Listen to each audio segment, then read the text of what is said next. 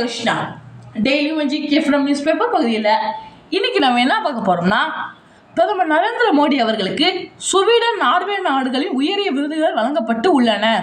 கடந்த 17ஆம் தேதி பிரதமர் மோடி அவர்கள் ஸ்வீடன் நாட்டுக்கு சென்றார்.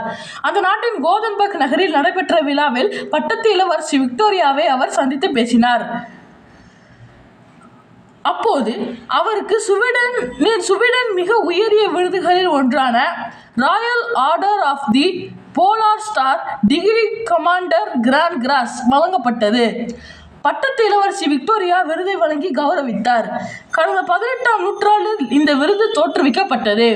வெளிநாட்டு தலைவர்களின் சிறந்த பொதுச் சேவைக்காகவும் ஸ்வீடனுடனான உறவை வலுப்படுத்துவதில் அவர்கள் ஆற்றிய பங்களிப்பிற்காகவும் இவ்விருது வழங்கப்பட்டு வருகிறது. இந்த விருதை பெற்ற முதல் ஆசிய தலைவர் என்ற பெருமை பிரதமர் நரேந்திர மோடி அவர்கள் பெற்றிருக்கிறார். ஸ்வீடன் பயணத்தை நிறைவு செய்த பிரதமர் நரேந்திர மோடி அவர்கள் நேற்று மறுநாள் நார்வே தலைநகர் ஓஸ்லோ சென்றார். அங்கு அந்த நாட்டு மன்னர் 5ஆம் ஹரால்டை அவர் சந்தித்து பேசினார். அப்போது நார்வே நாட்டின் மிக உயரிய ராயல் நார்வேஜியன் ஆர்டர் ஆஃப் மெரிட்டின் கிராண்ட் கிராஸ் விருதை பிரதமர் மோடிக்கு மன்னர் ஹரால்டு வழங்கினார். நன்றி.